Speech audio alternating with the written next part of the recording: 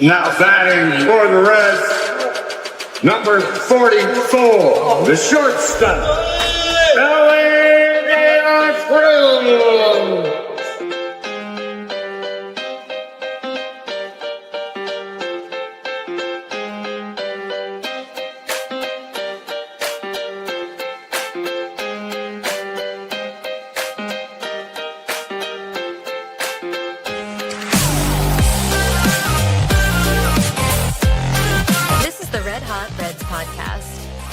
Here are your hosts, Ricky Logan and Roger Straz. Hey, welcome to the Red Hot Reds podcast. I'm Roger, that's Ricky. It's Thursday at 8 p.m.-ish, and we are live, and we are glad that you joined us. We are recapping a little bit of the week, the offseason stuff for the Reds, and talking about the Arizona Fall League with a guy who luckily lives in Arizona and can be basically our insider at the Arizona Fall League and all things going on with ACL complex, all that good stuff. A guy that you've seen on the show multiple times. I think he's been in 3 or 4 times on the show. One of our favorites, one of our good friends, also with the All Gloves Off sports media venture that we're doing, has his own show, Lights Out podcast on Tuesdays. We'd like to welcome to the show Mr. Mike Ballentine. Gentlemen, how you doing? Hey, technology works. No clapping needed, please. Yeah, well, welcome to the show, Mike. It's been a while since we talked to you. I feel like it was June, July. I know we kind of crossed over a little bit with some watch-alongs and whatnot, but I don't think you've been on this show in a little while. How's it been? It's been good, man. I haven't been on the A show for quite some time, right? Oh. Yeah, well, we have you here because you spent some time in your, kind of home stadium. I don't know exactly where you live, but I mean, they got stadiums all over Phoenix, right? Like in Mesa, and they got some in you got Mesa, Surprise. You got you got Goodyear here for the Reds. I mean, you got I believe 13 stadiums in the general area and none of them are more than 30 minutes away from me. Yeah, there's a reason I live out here. Nice. That's nice. I'm lobbying already to tell my wife we have to retire in Arizona so we can watch baseball all year round, it's kind of crazy because baseball doesn't stop down there, right? Like it goes from spring training all the way through the Arizona Fall League that we're going to talk about right now. And you got to see it up close and personal with the fall balls or fall all-star. What is it called? Fall Stars game? The Fall Star game. There we go. Woo. So how was that experience? So I know that I told you all that I was going to go, but I didn't. Oh, and I'll tell you why. I told you a little bit in the beginning when we were doing this off air. I was like, I'm not sure if you're going to like this or not, but I have a beef with the Arizona Fall League right now. I love it because of the exposure that it gets, the fact that you can sit anywhere when you get there, right? A lot of the players are just they're literally right there. I'll tell you a couple stories from a couple of the games that I went to. But I'm getting ready to leave, and I ask, okay, no, she's not in this room. So I was like, crap, I can't do it if she's in this room. But I asked Alexa, right? I was like, okay, Alexa, how much is it going to cost me to get into the Fall Stars game? Because I couldn't find anywhere on about prices anywhere. The cheapest ticket to that game was $37. I was like, what? $37 to go watch a bunch of kids that nobody's ever heard of before, but maybe the 3 of us, right? No, I don't. I was like, you know what? So I looked at my wife. My wife was all like, really? You're going to go spend $37? And this one is in Mesa. So for me, it's about an hour drive. Okay. And she's like, really? You're going to go spend the money on the gas to get something to eat, to grab something while you're there? Because I'm fat and, I'm not going to be able to be there and not eat something, right? So I said, you know what, baby, hang on. Let me see what parking costs. If parking's under $10, I'm going to go. If parking's over $10, I'll stay here and spend the night with you. And she was like, oh, well, okay, let's do that. So I asked Alexa, right, how much is it going to cost me to park at Sloan Stadium for the game tonight? $25 a car. I'm like, holy crap. So you want me to go to there, pay $25 to park, and then pay $37 minimum to get into the place? And then, I'm going to spend $100 on this before it's all said and done for a night. And I was like, no, I'm not going to do it.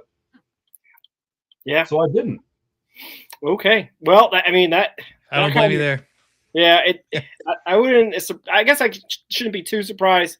It's not necessarily like a huge event. Obviously, like not a lot of people possibly even know that the fall league's going on. If you're did you see it on MLB's channel? How many empty seats there were? Yeah. You know, so there's a spot, and we'll probably talk about this a little more, but there's always a spot where the scouts all sit. Yeah. Right. So it's going to be full there because those guys, all the teams send scouts to look at those players and everything, which I totally understand. But all those scouts get in for nothing, right? So it's all free to them. So who cares what it costs for the normal fan to them? They don't care whatsoever. But I do. I'm I did go later on in the week, and like I say, I'm sure we're going to talk about it. I did have some really good experiences in a couple of the games that I went to earlier this week, later on from that day, because that was on Sunday. But I went to Monday and Tuesday, and I liked it, had a really good time, but I didn't pay near that much for the tickets, so I was okay with it. Yeah, and I guess you didn't really miss too much because in the Fall Stars game, the Reds prospects didn't enter the game until, after a couple innings and didn't play too much. I mean, even Lauder wasn't even slated to pitch. So, like, basically you had, like, three guys. I think it was Balcazar, Deneau, and Collier that were basically there. And, I think it wasn't the situation, though, like, Collier, he did get injured. Was it that game? I can't remember. Yeah, he got injured in the Fall Star game. That's when he fouled a ball off his he fouled a ball off his leg. It looked nasty. And then I saw him the next night. I put this out there on our X account over at All Gloves Off SM where you can get us on Twitter at. I put that out on the game that I went to the Monday following. He was there. He was in street clothes, but he was there.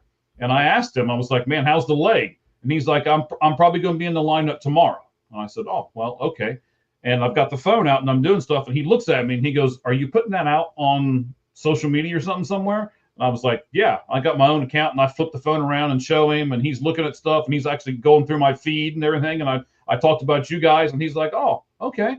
So he's like, "Don't put that out there." He says, "Can you just put out there that like I'm in street clothes or something like that? And that's fine." And I'm like, yeah, I can do that. So that's what he asked me to do. So I'm not going to be like, "Oh, no, I've got the scoop," right? So, inside information. Yeah, insider stuff, right? Yeah. And so he ended up signing for me. Duno ended up signing for me because that's what I'm going for. I love the game itself, but, you can kind of sort of see it. That's not even a quarter of the collection. I have probably a good 250 to 300 cards in this room that are all autographed, and the majority of them are Reds players and prospects. So I got two more Colliers that I'm going to add to my list. And I got a Duno card that I'm going to add. I got autographs from both of them. Lauder wasn't there either game. In fact, I finally asked the bullpen guys because, I don't know how much you guys know me pretty well. Your audience might not, but I literally walked right up to the bullpen and I was like, "Okay, so I'm looking for Lauder. I'm looking for this guy. I'm looking for this. Where are these guys at?" And none of the Reds bullpen people were there Monday or Tuesday. And they're like, "No, they're all gone. You won't see them anymore." So I'm like, "Oh. Well, all right. So if they're all gone, then I don't really care, and that we're all good." So like he's going back home. I'm guessing. Like, is that what you're trying to say? Like he's done with Arizona. From what I gathered, he was at the complex. So he was at Goodyear's complex because the one guy said if you want to get a hold of him, you might try the complex. I think he's still there. I was like, "Oh well, I don't really need to go all back there because they're a little funny about that kind of stuff. You show up at the complex, and it's not like they don't know what we're trying to do, right? It's not like I'm showing up to watch them do batting practice on the back fields or something. They know we're showing up trying to get autographs and stuff. So a lot of times they either close it down or they just shoo you away before he gets out there anyway. So it's not much of a chance to get anything. But I was trying. Lauder was the guy I really wanted because I have several cards from him. So I was trying to get his autograph. And you guys will figure it out because both of you, and I'll say it again, both of you are going to come out here during spring training this year, and you'll see that the pitchers are much harder to get autographs for than the hitters are. So I was really trying to get Brett Lauder. Yeah, for sure. Yeah, I'm already looking at the flights. Allegiant's got some directies straight to. It's not Phoenix. It's what's AZA or A? I forget. Anyway, but then there's Mesa. So yeah. So they have a hub in Mesa, and as you land, you'll be able to see the Cubs Stadium that's in Mesa. So it's all in this general vicinity. It's not very far from me. So if you fly in with Allegiant directly to there, I'll come pick you up and we'll bring you back here and we'll do some stuff together. Yeah, and the games that you did see, like, was there anything outstanding that happened? I know the Dano has kind of been struggling of late. Were you able to see the game that he hit the triple, or was it a different game? So I should have. I was stupid. All right, I'll just admit this now. They put out the lineups for every game, and you can go get a photocopy of the lineups for every game. That way, you can sit there and okay, I know who's batting next. I know who's batting next, because there are a lot of people that are there that I even talk to don't know the prospects very well. So you have to have like a list of the prospects, right? Yeah. And they had Duno at playing first base. And I got there and I did the same thing you just did. I was like, what? Duno's going to play first base? And it was a misprint. And I should have been smart enough to have him sign the paper where it has his misprint on it, but I didn't. I had a card that I put out a picture. You can go to our spot and see it, but I put out a picture to where I've got both stuff signed. Duno's autograph is just kind of the whoop, and he was done, right? But Collier, as always, I've probably got, I'm going to say 10 or 12 Collier autographs now, and he always takes his time and signs everything really nice. So there's a lot of the guys that do that, and I'll tell you a Leo story later on if you want to do that later after the first game that I was at. So a lot of nice things happen, and they interact really well with the kids and stuff like that. So yeah, I mean, let's talk about that, because I mean we're big Cam fans.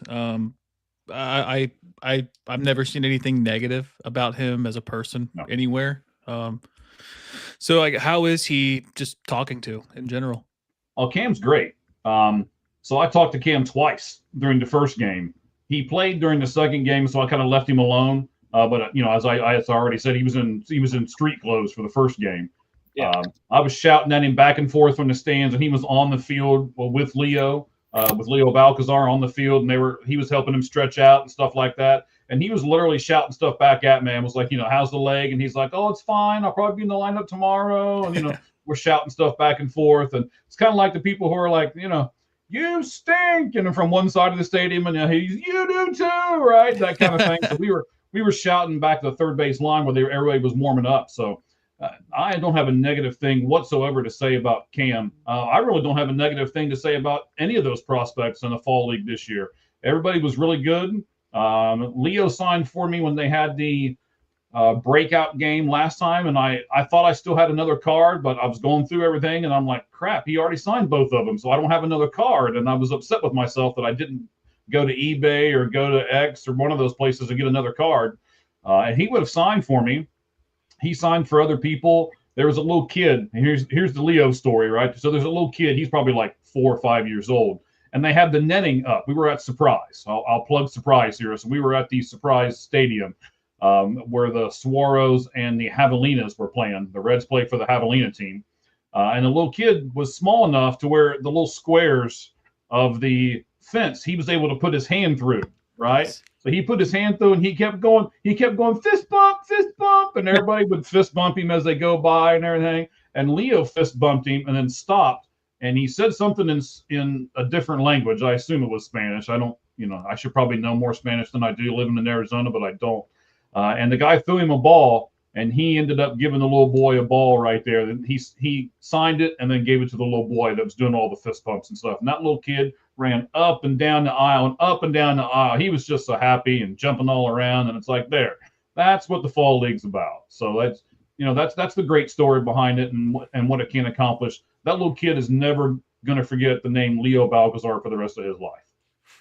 Yeah, that's awesome. That's what, to me, that's what minor league baseball is all about. It's because, a lot of those players, like 90% of them aren't going to see major league time, right? So it's all about. I think it's a really good percentage of the Arizona Fall League players that are going to see major league time. It's like 73% of them see it.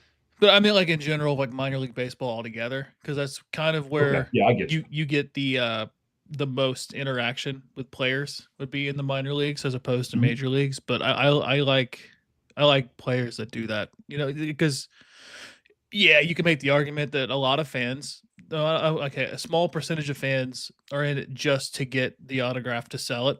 And Like, you obviously don't do that. You keep it for yourself or pass it down to whoever. And to me, that's what it's all about. It's just doing stuff like that. Yeah, somebody's going to get rich off of what's behind me. Somebody. Yeah. Well, is the fall league your favorite part of the baseball that occurs year round in Arizona, or is like the ACL? No. Like, well, what's your favorite part of living Spring in? training is my favorite part. I mean, I love spring training, and I'll tell you the reason why it is. Like, okay, so yes, I went. I went to the Arizona Fall League, and there's a few people there to talk to. I don't know what this is. Shout out this guy. Yeah, Who is whoever this? this guy is, right? That's okay. Sorry. So Arizona, the Fall League, it used to be $7 for a Fall League ticket. It's now gone from, so it was 2 years ago, it was $7. Last year, it went up to 12. Now, you can also buy a complete pass. And there, almost every day, there is a day game and then 2 night games, or there's 2 day games and a night game or something like that, right? So you can go, most days, you can go to 2 games if you really want to. So like if people would take vacations, and I was talking to a lot of people that were here on vacation, and they came out and watched the Fall Star game, and then because the Home Run Derby was the day before that, so a lot of people came out and they saw their team. And this is the first time that the Arizona Fall League has done those 2 events back to back. Usually one of them is one weekend and the other one is the following weekend. So they try to get people to come out during the weekends. But this year they decided not to do it that way. They put them back to back. I'd love to know from someone, how that went for them as far as their attendance goes. It looked like it did really well, but then does that mean that their attendance for the rest of the games weren't that good? I'm not upset at them. They have to do something like this, but I have my days off from work are Sunday and Monday, and they don't usually do much on Sunday, and then Monday is a day off for them. So it really kind of stunk for me this year because I didn't get to see a lot of games. This past Monday, though, they did have games. So that was the week that I kind of targeted, and I was like, okay, I'm going to do that. They moved up the championship game and everything a couple days. I don't know if you guys saw this or not. It's really supposed to rain out here over the weekend. I mean, they're calling for really nasty weather over the weekend out here. So they moved up everything. In fact, I think the semifinal game was going on right now, I believe.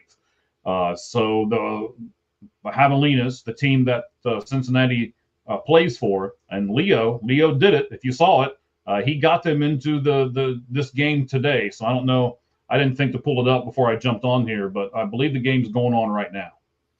Yeah, it's an 8:30 start Eastern time, 6:30 for you guys out there Mountain time. But yeah, Leo got the comeback. They were down 7-4 when I saw. I was like, oh man, this stinks. And no, they came back, and Duno had a big home run that contributed to that to win 8-7.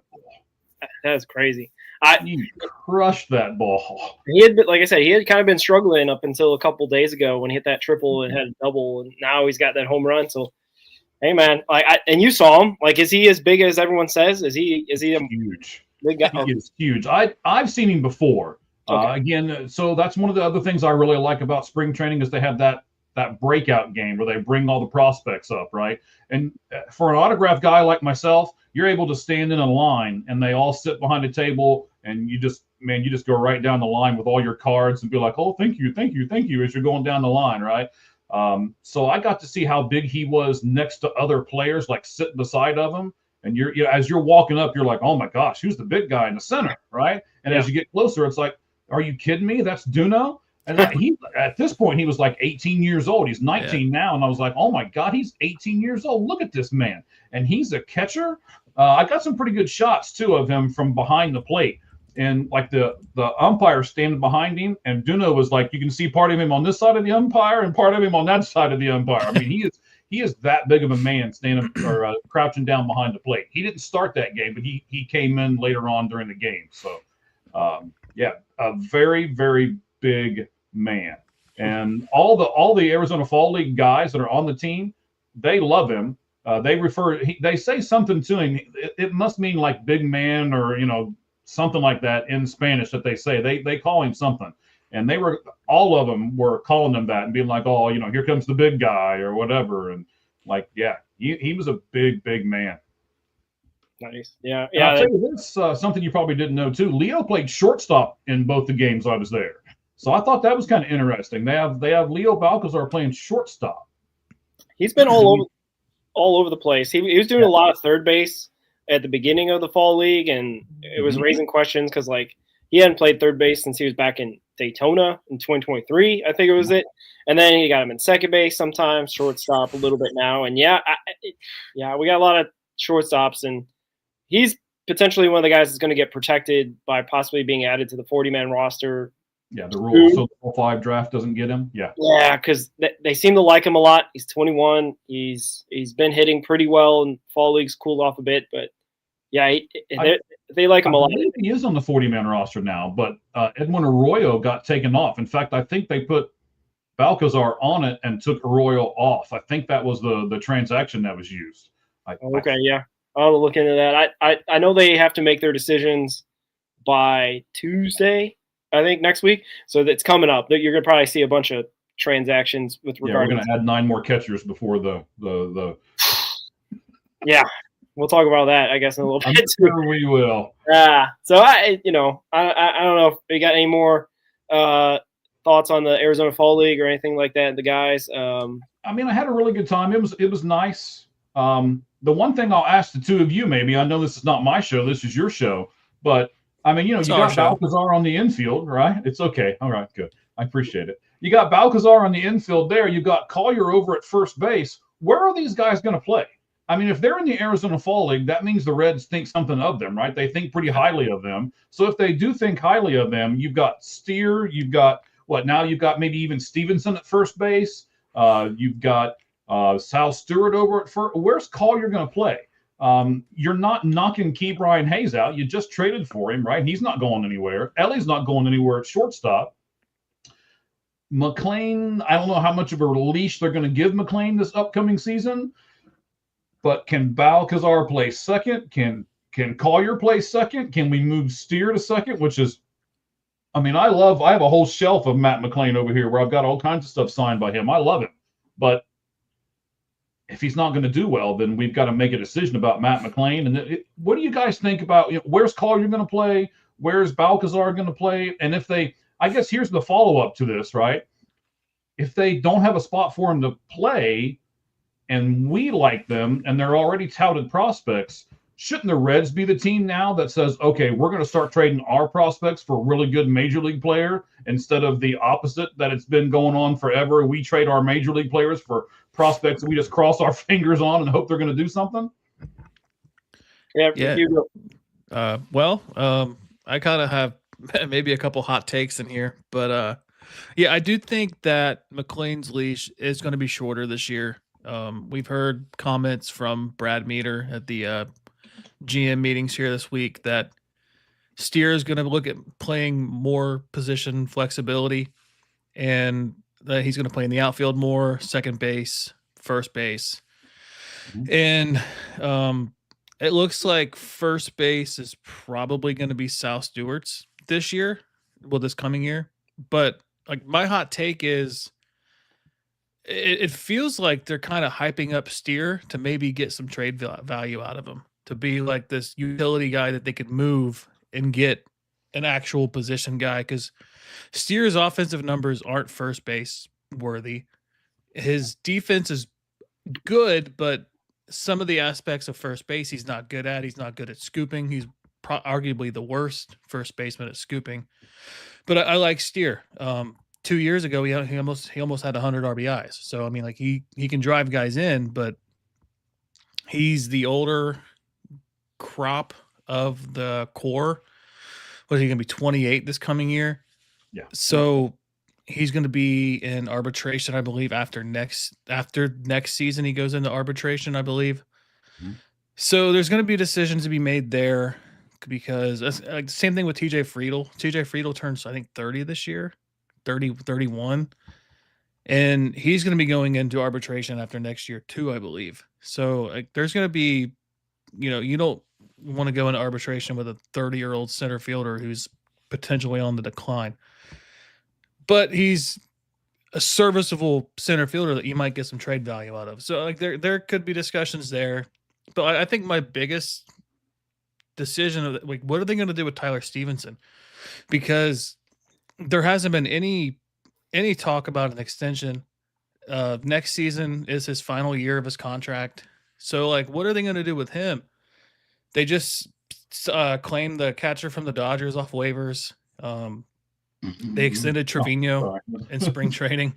Yeah. Like, what are they going to do with Stevenson? Because, like, you can't have 3 catchers. Like, they proved that in 2023 because they had Kurt Casale and Stevenson. And but you can have a catcher that plays multiple positions, right? Yeah, but they've also said that Stevenson doesn't like playing first base. So, like, he wants to catch. So, like Yeah, what do you do? I'm a boss. I mean, I think you guys are bosses at what you guys do. I don't really care what people like to do. I mean, if I'm Francona or if I'm the front office, I'm like, oh, you don't like playing first base? Okay, we won't make you. No, by golly, we're paying you. You'll play where I tell you to play, right? Isn't that kind of what the Reds have to do now? Yeah, but like these guys are entitled people that make far more money than we do. And it seems like athletes kind of get away with telling their bosses that they're not going to do what they are told to do. Yeah, especially when they make 3 or 4 times what the boss makes, right? Yeah. So Roger, what you got? Yeah, I say my thoughts on this is like we got like surplus in certain different spots, but we know, like you said, Ke'Bryan Hayes is the Tito guy. He'd rather save runs rather than get a plus hitter in that third base position. So I don't think we're going to see anything with him being dealt or anything like that, even though there was some talk about that a little bit, like the last couple of weeks or whatever. Sal seems pretty good at first base. We'll see what he looks through like a spring training and like 120, 130 games there. I don't know if they're going to give him that many games there. It'd be nice because then, like Ricky was talking about pre-show, then he'd probably be a good candidate for Rookie of the Year. Just to have his, plus bat in the lineup would be nice. But in terms of like Collier, and I think it leaves him in the minors. Like I think it leaves him at AAA until he's needed. I mean, we went into 2024 with McLean and Jonathan India, both second basemen and only second baseman, and it kind of worked itself out in a way. So like we'll see. There's a lot of time until March, right? A lot of time until they report in February. That I'm not saying that injuries are going to be the deciding factor, but maybe one guy clearly shows who should be in the major league roster and one doesn't, right? At least in terms of the first base argument, right? I mean, it could be Spencer Steer starting first base March 26, 2026, right? Like it could be still that. He was a above average first baseman, even though that Ricky and I have kind of laughed at that and kind of been like, yeah, he didn't really start playing first base until like halfway through the year, going through a little bit of some bumps and kind of some weird fielding techniques and whatnot. So he was learning on the job, which fine, whatever. Like it didn't cost them, a playoff position, luckily. But he's also like so versatile in 2024 and 2023 where he played left field. He's also, like Ricky said, like played second base. So like I think Steer is the kind of guy that you would want to keep around, even if he is older. Same thing kind of Friedel, even though he is older.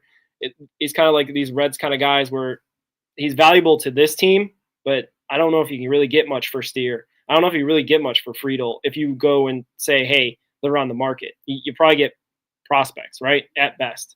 Yeah. And that's kind of the honest truth of it is that you got to go with the guys you got. You can't really – it would be nice if Hector was ready in 2026. It'd be nice if Cam Collier is ready in 2026 because we know those guys have been killing it in the minors and come back strong and basically, from injury for Cam, like he's come back and really proved that he can be a valuable asset to this club. But I don't know if it's next year.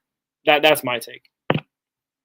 Yeah, I mean, so then you're kind of feeding into me a little bit here, right? So I believe the same thing that a lot of you guys are saying. I don't know how much you can get for Spencer. I don't know how much you can get for Friedel. So you keep those guys and you trade the kids, right? You trade Collier and you trade Balcazar and you trade them to Oaklands of the world and these teams that are willing to give up Brett Rooker. I mean, I've been pushing for Brett Rooker forever.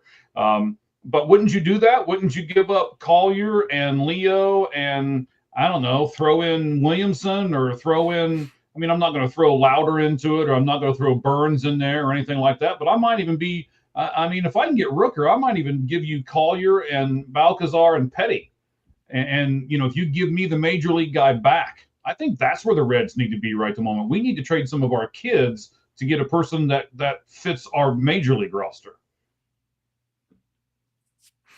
Yeah, but then you're looking at it as the Reds are going to spend money too, and to get a major league player, it's going to cost a whole lot more than a prospect would, and that's the one thing that they're not going to do is pay for the major league player. I mean, we're looking at it like Hunter Green's going to make like $8.5 million next year, and they're wanting to trade him. Like they're not going to trade. It's insane. They're not going to. I know you guys have been talking about this forever. They're not trading Hunter Green. No, they're not. They're not. Mark Sheldon already came out today. He said like that was just kind of like it would make sense to trade him to get trade your top tier pitcher for a top tier bat. But like the value of Hunter Green's contract, you're never going to see that again. Nobody is going to sign that kind of contract, and I just we'd have a better chance of signing a Nick Castellanos for $8.5 million and signing or trading 3 prospects for somebody who's going to make $15 to $25 million. Yeah, but Brent Rooker's already signed. He's got 2 more years on his contract, and he's like, I don't know. I think he's like $33 million for the next 2 years. They did the unthinkable with Martinez, right? I mean, we can do it again. They signed Moustakas, and that was a bust. They signed. Some people would even say Nick Castellanos was a bust because of how it was done and how we traded him away and all of that. So I don't know. I think if the Reds are going to do something, they have to do it right now. This is the time before Ellie gets too expensive. So this is their window. And I'm not saying to go out and sign Kyle Schwarber, and I think we're going to talk about that. I have another person that you've set me up really good for, by the way. I can't wait to go back to some of these conversations we've already had because the guy that I think they're going to sign is probably going to shock you a little bit. It was on the Lights Out Sports podcast. If you missed it, we did. I won't say the position group yet. I'll save it. Fair. Yeah, we're definitely going to get into what, like, realistically the Reds should be going for, what their rosters kind of look like. We're kind of already touching on that a little bit with this team. But before all that, Ricky had a kind of a thought-provoking thing that he saw, I think it was on X or whatever. Yeah. Go ahead, Rick. Yeah, who would be I saw this on a Reds Facebook group. It was who would be your Mount Rushmore of Reds in the GABP era? And for mine, I picked Joey Votto, Brandon Phillips, Aroldis Chapman, and Johnny Cueto. Adam Dunn was really close. I was debating on him and Cueto, but that's my Mount Rushmore. I don't know, Roger. I don't know who you had. Manager for me would be Dusty Baker. Yeah. Dusty Baker. Yeah. And so it's from 2003 on, right? Because that's when Gary American Ballpark was made. And I don't know if you want my silly answer or my real answer, because the real answer is pretty close to what you got. Maybe throw in, I don't know, maybe like a Homer Bailey as like a outside looking in. I don't know, like, Trevor Bauer's one season. The 2020 season only. No, like, and I'm trying to think of some other guys, like, Suarez. What the heck, the outfielder, Jay Bruce. Jay Bruce would be in there. In the Hall of Pretty Good. Yeah. Same with Adam Dunn. Adam Dunn got he's in the inner circle.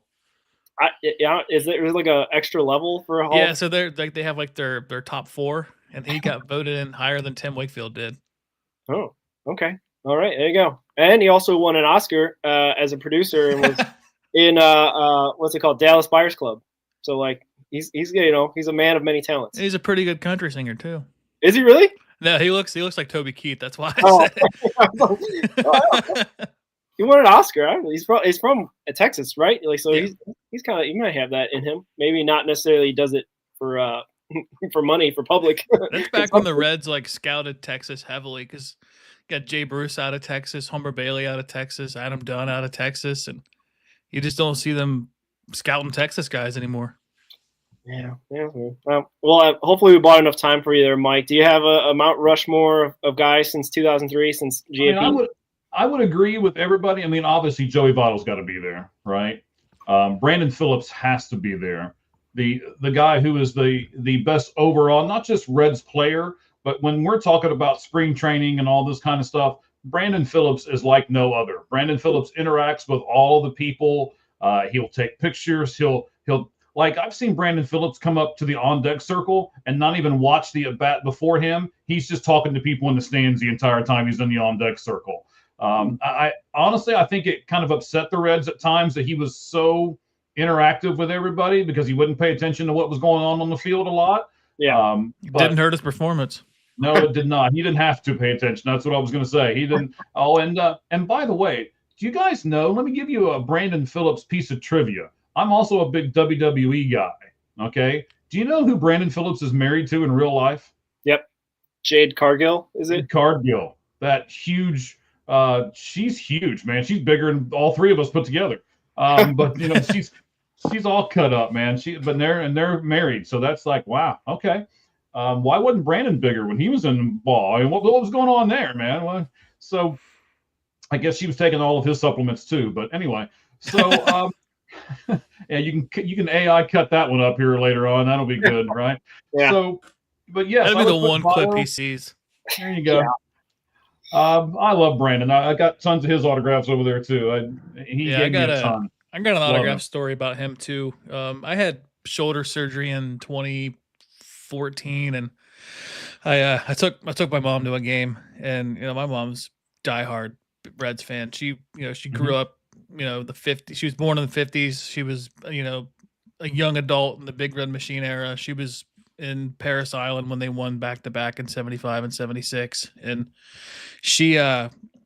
we were first base side, 2 rows back of the tarp. And Billy Hamilton, it was like his second year, I think. So like the crowd swarmed him. And then off to the corner, you see Brandon Phillips signing. I'm like, Mom, get up there and get his autograph. And she gets up there and, she tells him thank you. And he looks at her like those words are foreign to me. Nobody ever says thank you.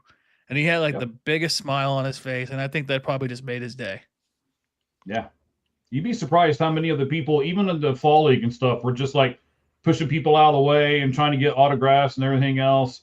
And I'm big enough to where once I get up there, you're not taking my spot, right? Once, and I'm nice to everybody. I always say, get the kids first.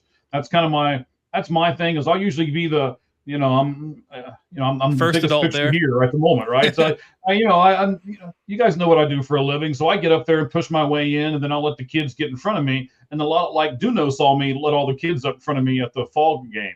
And that's the whole reason. The only person that he signed were the kids and me. And then everybody else was like, Mr. Duno, Mr. Duno. Nope. And he went right to the dugout. And I wanted to be like, nah, but I, see what happens when you're a good person. Well, that's kind of what I hope anyway. I mean, so the Rushmore's got to be Votto. It's got to be Phillips, right? I would put Chapman up there. I'd love to have Chapman back. I would put Chapman up there. And then I got a couple of one of them I don't think any of you mentioned so far. So, in fact, I'm not sure if either of you mentioned them. I think I'd put Gino up there. I love Gino. Gino Suarez I'd put up there. And then my honorable mention would be Raisel Iglesias, which I don't think either of you mentioned either. He's a pretty good force for us. I mean, he seemed to always give up a run and he made it interesting, but he still got the save all at the same time. So I'd put him up there, I think. I guess kind of staying on the topic of the Hall of Pretty Good. So I guess if you guys want to think about this while I'm laying mine out here, the Hall of Pretty Good for me, for the Reds, and my qualifications is you're a very, very good major league player, but you're obviously not going to make the Hall of Fame, right? And let's just say Reds Hall of Fame for this matter, which, they might make the Reds Hall of Fame. But like, if I had to name 4 Hall of Pretty Good Reds players, I'm going Ryan Friel, I'm going Felipe Lopez, I'm going Tucker Barnhart, and I'm going, who's my 4th guy? Edinson Volquez or Homer Bailey, one of those two. Nice. Breaking news, guys. I know that Mikey talked about how the fall league's going on with the playoffs. Guess who did it again? Mr. Alfredo Duno, 3-run home run. Oh, nice. Wow. He is, and I tell you, when he gets on fire, he's on fire. And he's proven that throughout all the places he's been. He'll carry a team for like a week. He reminds me of Dunn or Kearns or one of those guys. A couple of other Hall of very good people we can qualify for. Awesome. Kearns. Yeah. Might be prisoner of the moment, but he better get up here sooner than later. Sorry, Ryan McChrystal. I know that he's kind of ahead of him in the progress chart. Bring them up together. We got there's our catching squad. You can't have enough catchers, right, Mike? You guys aren't going to do this, but I'm going to do this for you. You guys have had 2 really, really good interviews. In fact, I listened to the one interview on the way to the Fall League the other day to the one game, and then on the way back, I listened to the other one. Your catcher guy that you did, McChrystal, right? Yeah, Ryan McChrystal. Man, that was a fantastic interview that the 2 of you guys did. You were able, because I know you guys are, I'm with you on as far as the faith part goes. And you even say it during the interview, hey, we could do a whole show on just faith-based things. And you guys did a really, really good job of sprinkling that in there a little bit, but not making it a dominant topic. I love I got to give Ricky some props here for he does what's your pregame meal? What'd you call it? Like the little rapid fast fire thing? Yeah, the rapid fire things. I like that really well. So if you guys are listening to us right now and you haven't listened to the 2 interviews that they did, one was the catcher and then the other was the reliever that just went to the Arizona Fall League. He has a really good story. In fact, actually, both of them have a good story. I won't give away who you can't call them you can't call them Eastern. Yeah, how did that go? Eastern Carolina. Yeah. Carolina University. It's funny how he corrected you nicely on that. That was pretty good, like, right? Whoa, hang on. Yeah. I almost did it again. Anyway, that's But I will say that there will be a part 2 with Ryan McChrystal before spring training. We have very good. We have that in the works. Yeah.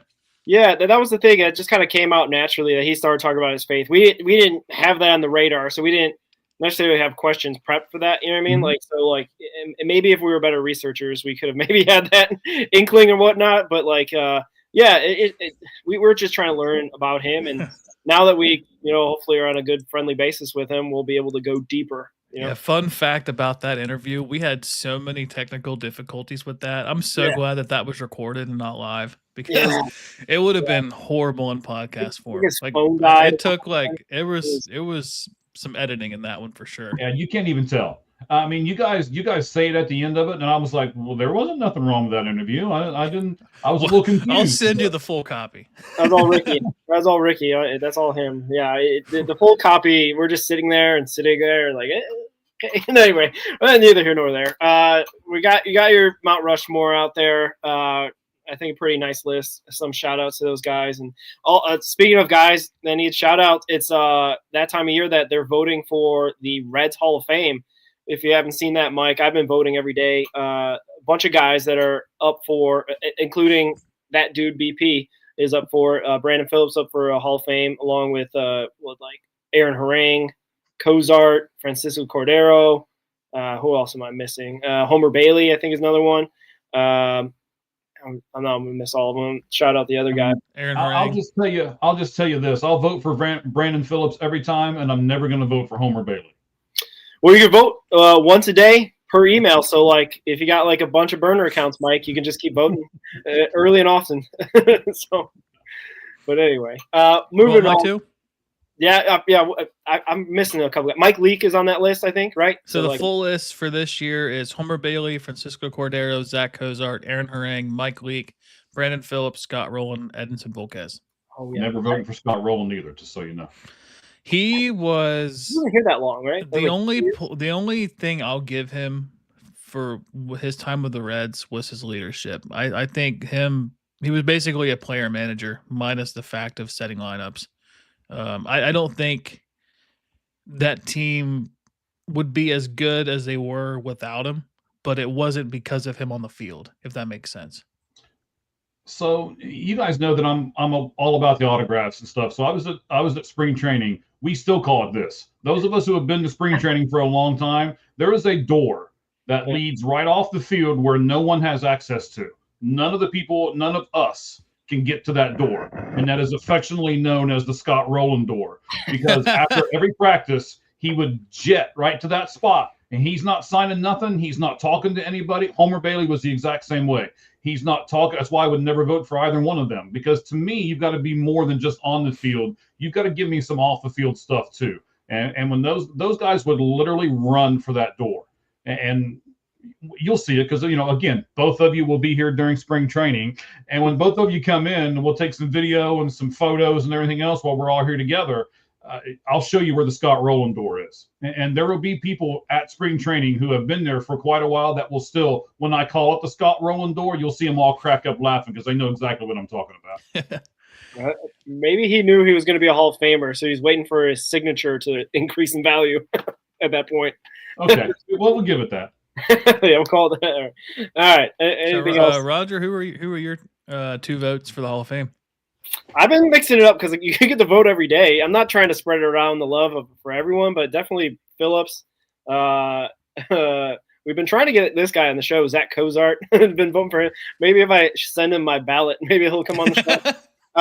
But Aaron Harang also getting some love. I was a fan of Homer Bailey back then as well. I know he didn't have necessarily the longevity and didn't really live up to the contract, but we're talking about Reds Hall of Famers, right? And we're not talking about, the MLB Hall of Fame, but that's a contentious topic as well.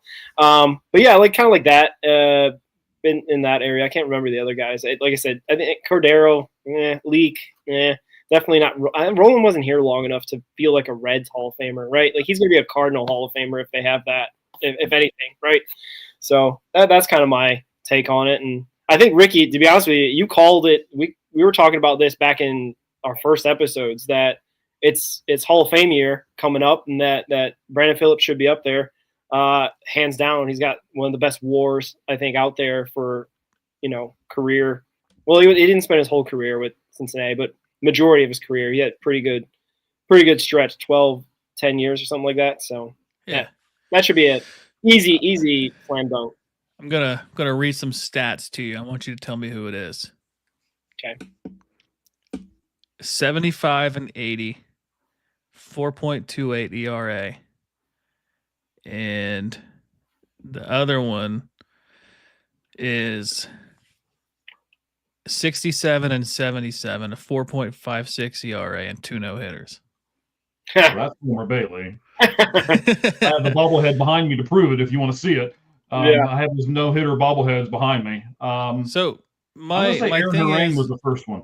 Aaron Harang led the National League in wins in 2006. He went 16 and 11. Had the team had been a good team, he probably wins 22 games that year. Yeah. And you could probably make the argument that there was a few seasons that he could win 20 games. The season prior, he went 11 and 13 with a 3.83 ERA. He led the National League in starts that year too at 35.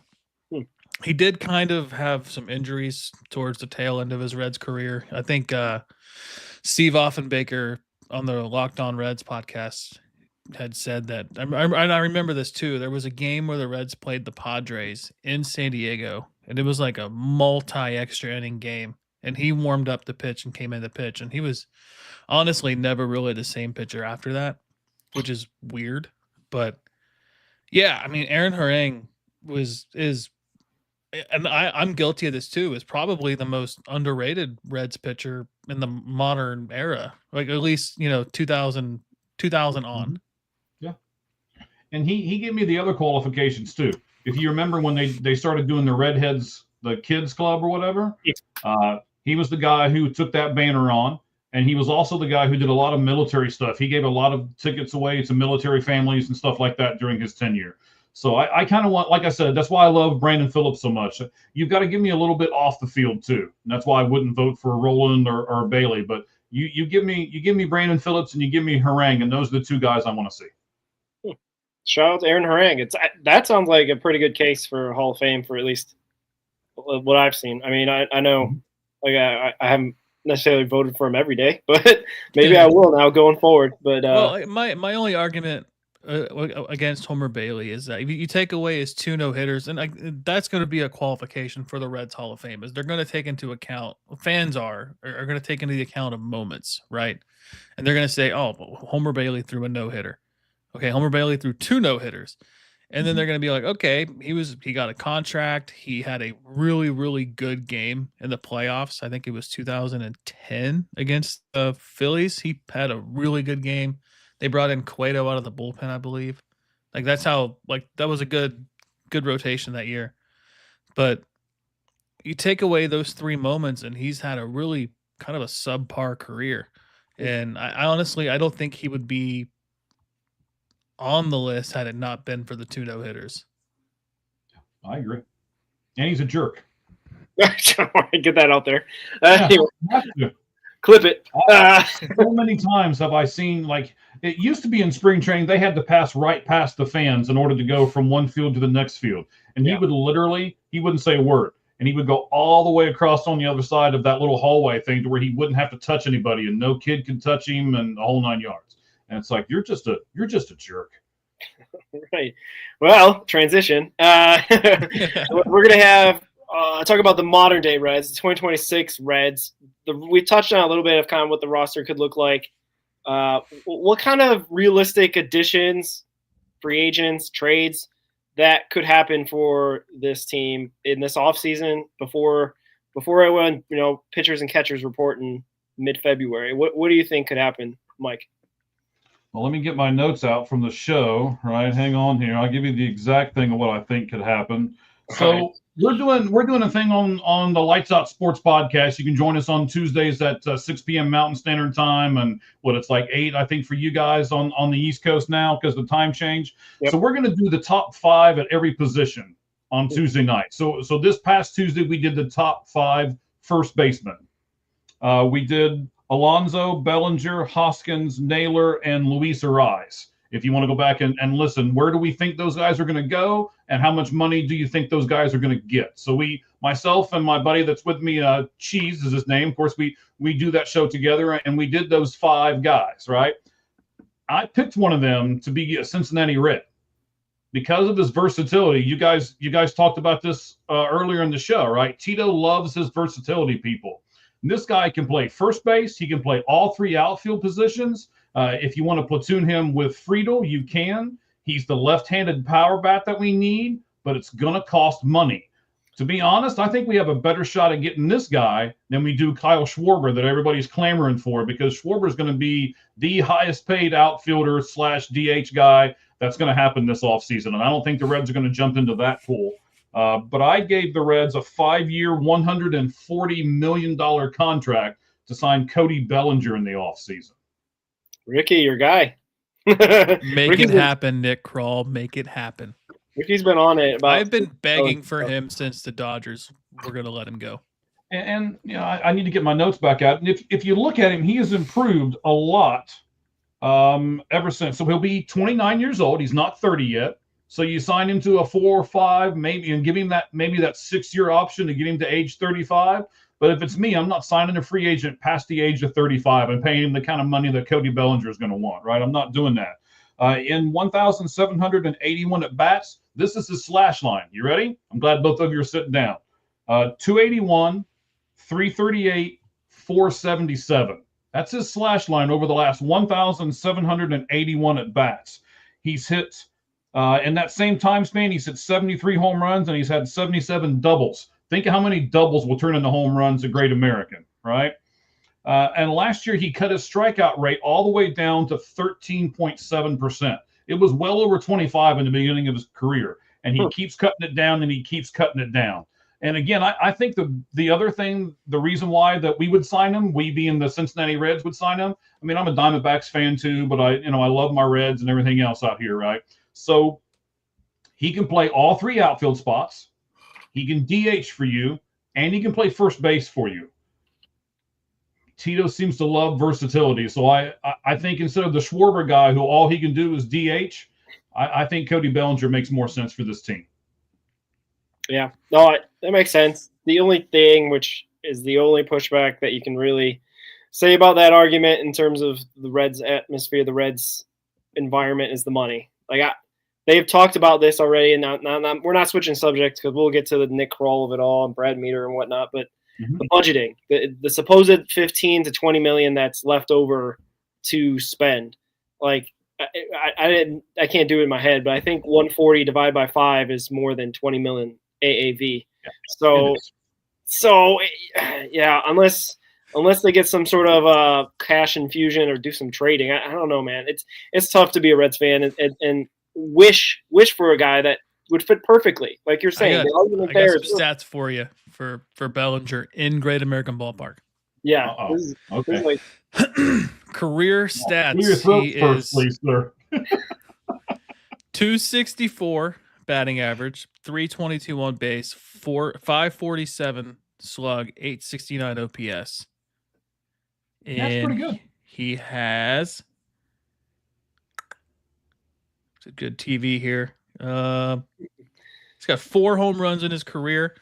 Outside of division opponents, it's in the top 5. Strikes out again, because you said he's got 4 home runs, and then you said outside of division opponents. What's? Give me your stat again, sir. So, like, he plays obviously division opponents. You play the most games against your division, right? Like, if you play for the Dodgers, you play the NL West more than you would play the NL Central. Sure. In the American League East, you're going to play more against the AL East than you would play against other teams.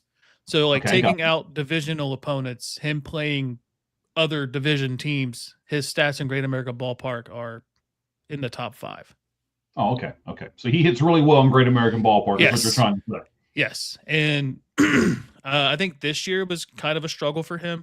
He obviously had the game against Chase Burns when the Yankees came here, and then the next game, I believe they faced Hunter Green. I think is that how it turned around. And did we sweep New York? 2024. Or was it 2 out of 3? Or was it two out of 3? So, because then Nick Martinez pitched the final game, I believe, if I remember correctly, and he did really well in that game too. So we may not have swept them, but we did really well against them at least. I remember in 2023, I was at the game for Labor Day weekend. It was Noelvi Marte hit his first career walk-off hit that year. It was Bellinger hit a home run to put the Cubs ahead. It was when he was on the Cubs, and Nick Martini hit the 2-run homer to tie the game, and then the bases got filled and Marte hit the single up the middle. But I think Bellinger had like 7 hits that series. Like, it was like I that is the one guy. If I could pick anybody out of the free agents, I want Cody Bellinger. It's just it's not realistic. I'd go to the press conference. I'd be outside the stadium. Like, come on, let's go. I'd be hyped. But okay, but let's make it a little more realistic, gentlemen. How many games you guys go to last year? I didn't go to a whole lot last year. I think I went to we went to 1. Mm-hmm. Yeah, I want to say like 5 or 6 for me. Okay, so we'll say 10 3. Or under. We'll put you in the 10 or under category, right? If they got Cody Bellinger, how many games would you go to? Would you go to 10 to 20? Would you go more than 20? Let's sell this a little bit, gentlemen. How many more games would you go to? How much more money would you infuse for the Reds if they got Cody Bellinger? That's the only addition they make. They keep everybody else the same. They add Cody Bellinger. That's it. What would it do to you? It'd get me excited. You want an honest answer? Yeah. I'd probably go to less because the tickets would be more expensive. Yeah. Castellini is now we're gonna have like a beer is gonna be $20 instead of 15 type of thing. So I wouldn't have a problem with that if I didn't have to get out of my freaking seat to go get it. Yeah, and then no cash either. So there's that. Yeah, no cash and there's no vendors anymore. You have to get up out of your seat to go. And with the pitch clock, it's even faster. So I've missed innings going to get drinks. I talked about this on the Lights Out Sports podcast with Cheese here the other night, and I was telling him that I've started getting tickets like seats 12 and 13, like in the middle, because I can't stand being on the outside anymore, and everybody just leaves, and you're always getting up, and you're like, oh my God, can you people just sit down and get some sunflower seeds and spit them on the ground like normal baseball people do, right? Stop getting up and getting in front of me. So I've started getting seats that are like 12 and 13, because when I get there, I get my stuff in the beginning, and I'm not moving. Unless I really, really have to go to the restroom, then maybe. But beyond that, I'm not going anywhere. So, yeah. I missed the home run on Joey Votto's 40th birthday, September 10th, 2023. Had to go to the bathroom. I missed Ellie's grand slam this year when we were at the game. I went and got. I think I went to get me and you a beer, and I look up and it's on the TV. Hit a grand slam. I'm like, oh, well, that's fun. I sent you to get more beer. I'd have been all right. Go get another one. Yeah, I was say they finally got some hitting there against the Pirates. But anyway, bring back vendors, I think is what we're trying to say. You bring more jobs to the ballpark, and you can't make the excuse of contact anymore. I mean, get over it. It's been 5 years. You really don't have any vendors at the ballpark? No, really? I mean, nobody. Nope. They're in the concourse, like standing, if that makes sense. And so they don't come down into the aisleways and stuff anymore? The only way you can get stuff brought to you is if you're in Diamond Club or if you're in the section behind Diamond Club, which is so they're basically trying to get you to go to those sections and spend all the money. Yeah. I mean, you're looking at $100 a ticket in the section behind Diamond Club. Yeah. Yeah, I'm never spending that for a ticket to any game. I had that gifted to me for a anniversary gift. Oh, nice. In 2023. We went, it was the May 9th game against the White Sox. I got to see Jose Barrero. It was only for that game. No, it was like 96. My brother bought them for me. It was me and my wife. We went, and my wife was a big Nick Senzel fan. I was a big Jose Barrero fan. So we got to see them play for the last time. Yeah. I know the running joke will be, though, if they do bring back vendors, is that they can't afford then Cody Bellinger because they got to pay the vendors. They got to pay the vendors. That's what the jokes or the reality. I don't know. Sometimes the jokes have that little grain of truth in them. You know what I mean? But anyway, point being is that the Reds realistically, they should be in the market for a Cody Bellinger. But like more realistically, I know you've been on this path, beating this path or beating this drum, Mike. Like Brent Rooker is probably realistic as well, or something of that kind of Taylor Ward, kind of that range, not the top end, free agent, so to speak, but maybe the middle tier type of thing. Is there another guy like that possibly that comes to mind that is realistic for the Reds to get? If obviously the Yankees are probably going to try to bring back Bellinger or something like that, or God forbid the Dodgers or whatever, right? I think there's a couple of those guys. Here's the guy that I don't want to see, but I'm just going to say it right now. I bet you start hearing them. The rumors are going to start because he's 29 years old and he's another good center fielder that can play everything. You watch. The Reds are going to start going after Trent Grisham. But yeah, that's been talked about a bunch. Right. I can see him going to get another guy that I wouldn't mind, even though he's 32 years old. Ryan O'Hearn, I think, would fit here pretty well because he can do a little bit of both. And I was gonna say this guy because I really loved him and I loved his dad. And I just like the way he plays. I like the grittiness that Mike Yastrzemski plays with. But I didn't realize Mike Yastrzemski's 35 years old. Yeah. So just because he's 35, I'm going to say I don't want him now. But you know who I want as a trade? Who's that? I want Stephen Kwan. Oh, so does Tito. Yeah. Yeah. You know who else wants Tito? I saw Justin Turner. He wants to play under Tito. But what's Justin Turner going to do for us? Leadership. He is the Scott Rowland. Put him on the bench. He's basically your bench guy. Yeah. It is. But, Dusty had his guys. Yeah, that's why Dusty stunk too. Hey, he got us our most wins in a season. Dusty Baker and me. I can't stand Dusty Baker. He got the most wins in a season since 1999. Shout out Dusty. Yeah, I have updated. But all right. I have updated stats on Cody Bellinger. So the page that I had wasn't updated until 2022.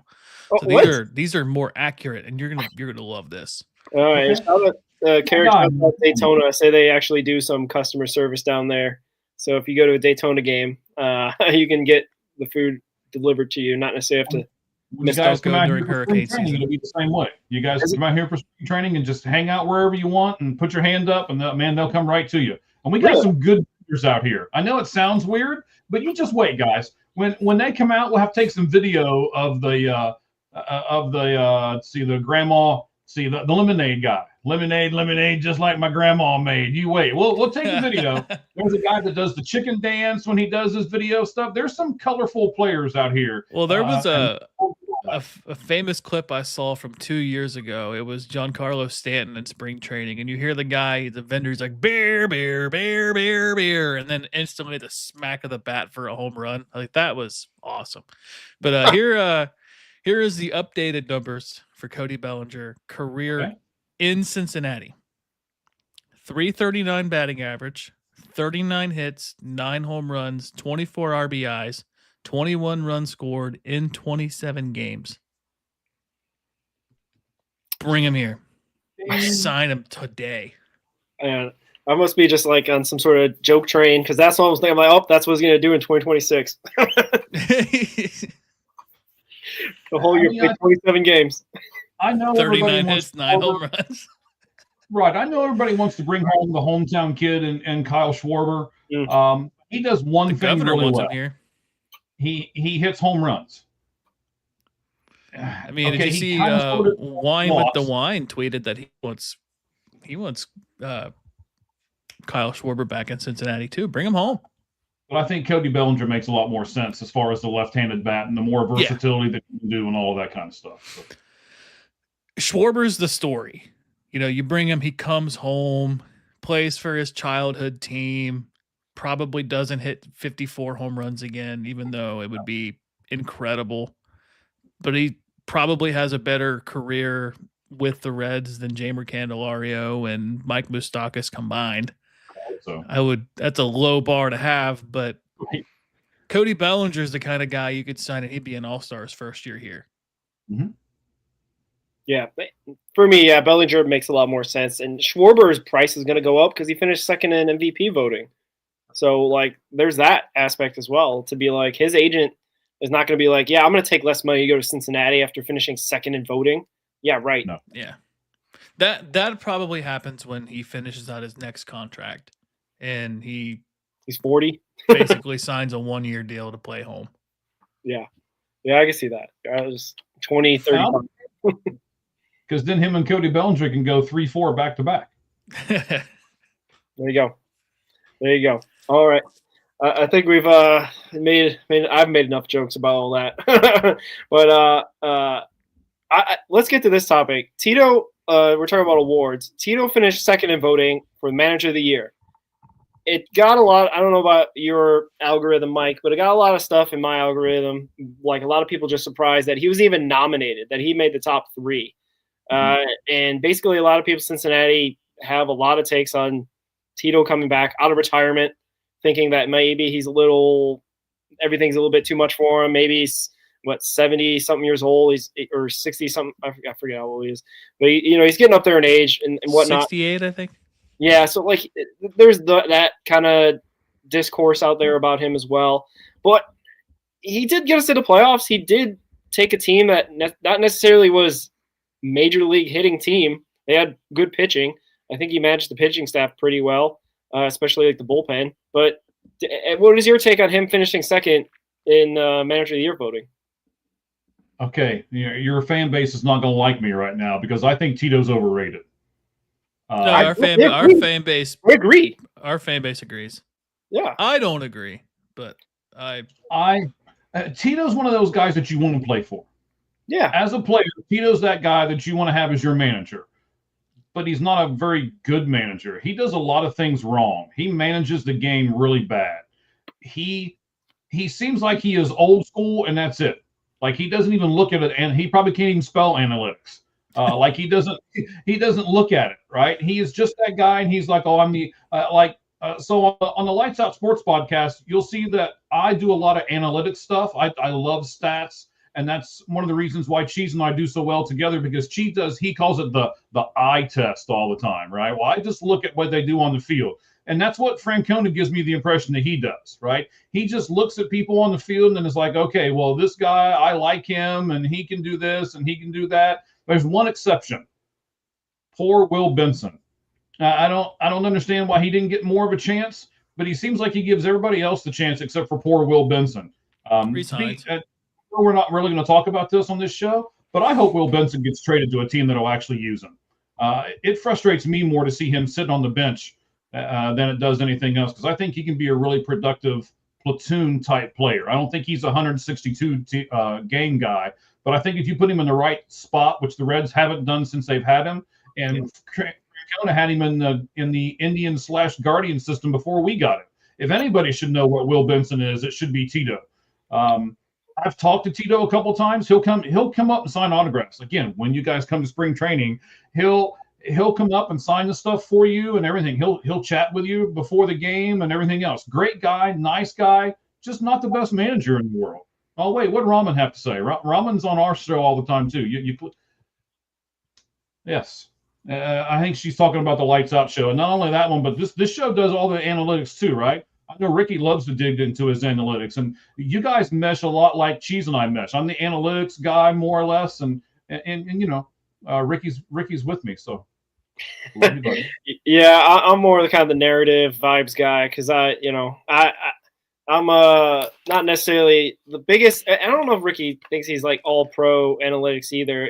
Baseball. No, I'm a beginner in the education. I'm like a fourth grade education level when it comes to analytics. You know what? I'm just gonna have to plug everything for you two. So if you go to Sports Illustrated right now, Ricky's got a ton of articles up there, and he puts analytics in each and every one of those articles. If you guys haven't got a chance to do that, stop smiling over there. CincinnatiRedsTalk.com.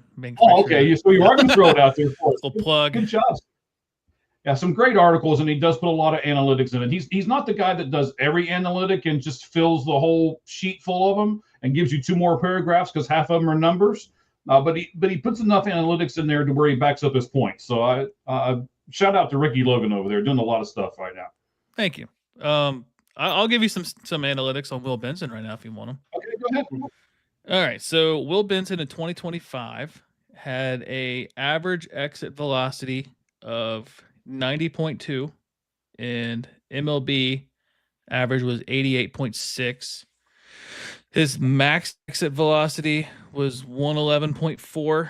The MLB max was 122. I think that was O'Neal Cruz for the Pirates. Maxed that out. And then his expected batting average was 217. I don't remember what he hit. His expected batting average was 264. He hit 217. His expected slug was 493. He slugged 387.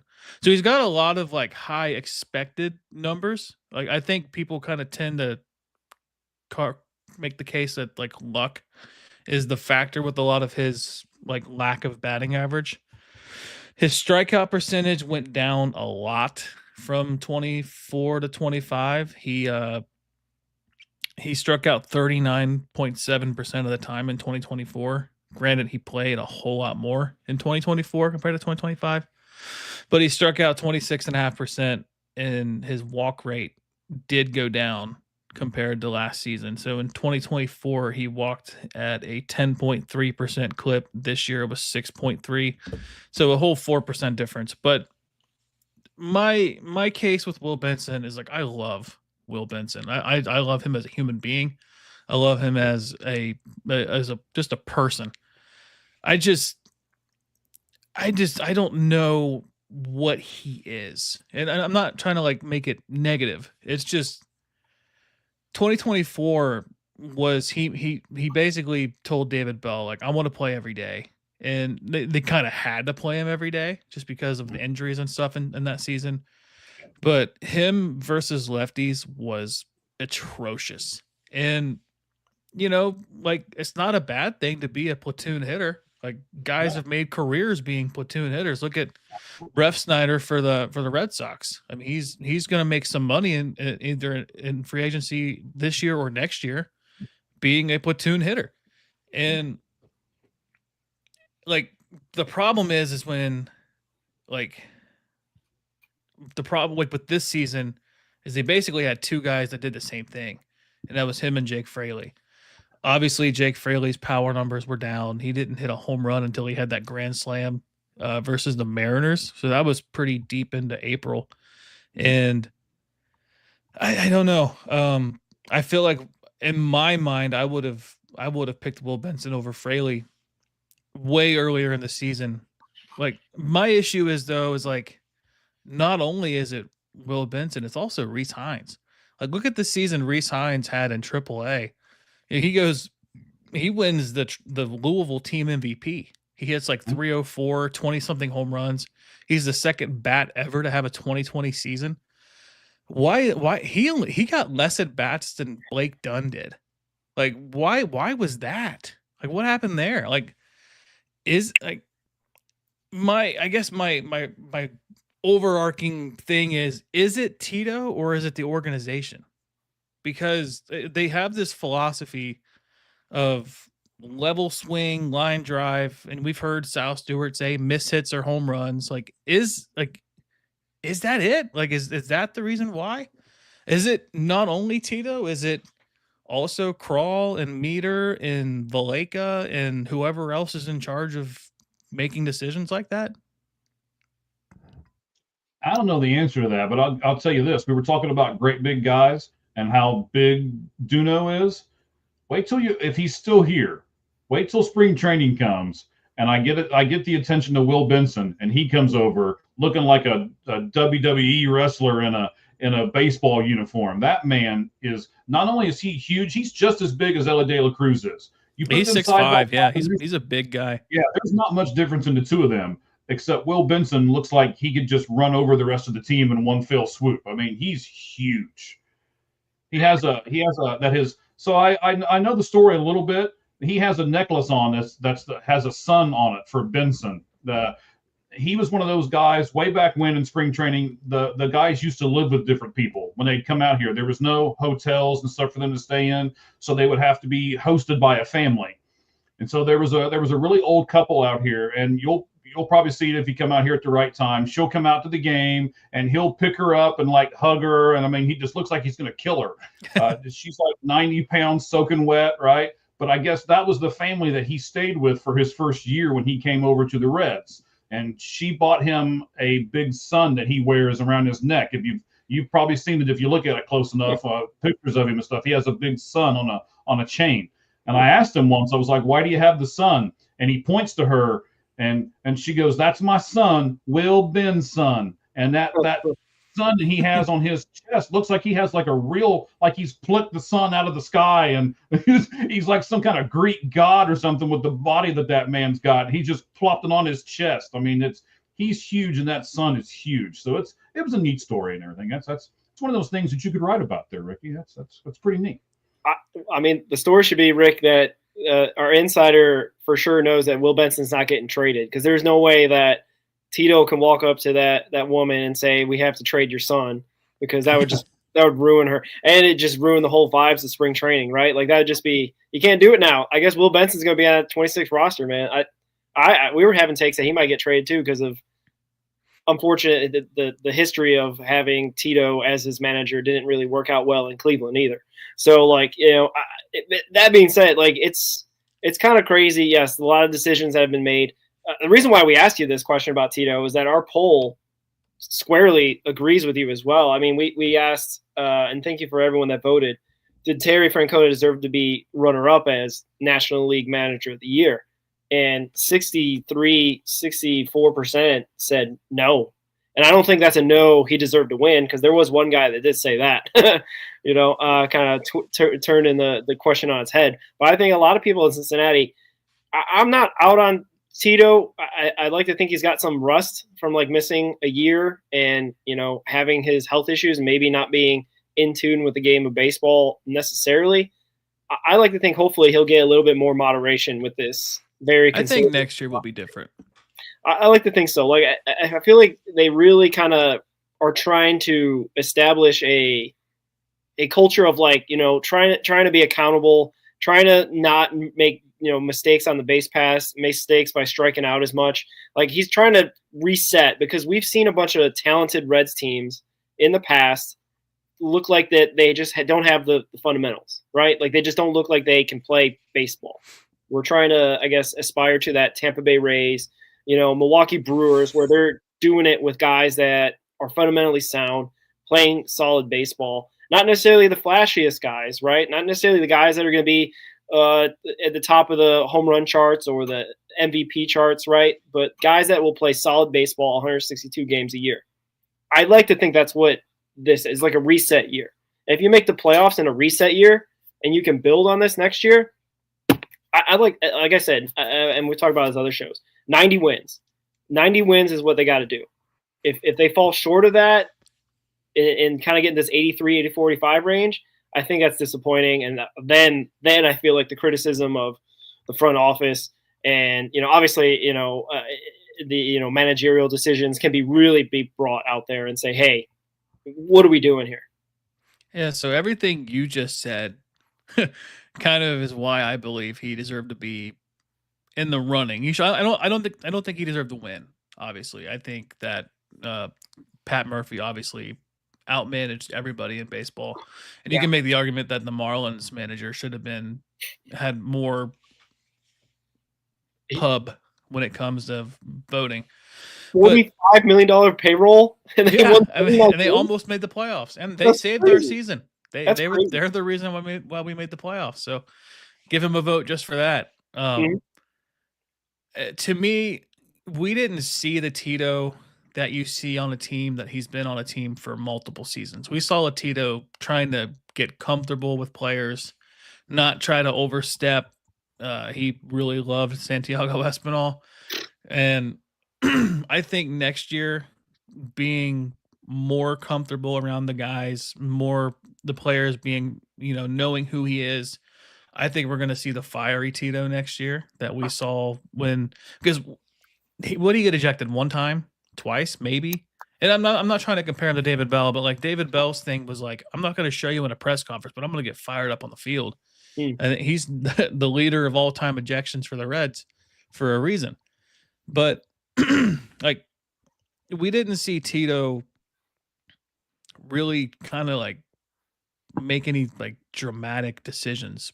The worst decision he made all year, in my opinion, was Ian Jabot on opening day.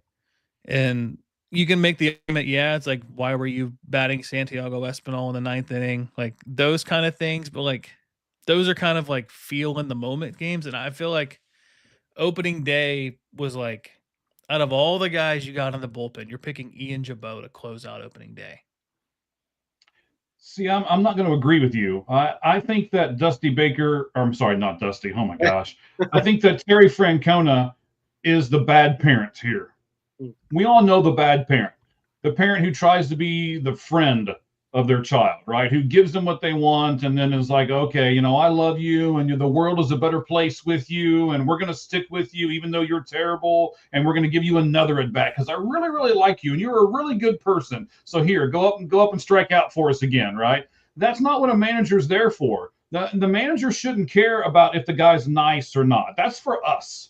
That's for the fans to go, yeah, I like that guy because he's a nice guy, or I don't like that guy because he's a nice guy. The manager's job is to win. The manager shouldn't care what those players think about him after the game or during the game or whenever it is, during the offseason, whatever. He shouldn't care. His sole job is to win a game.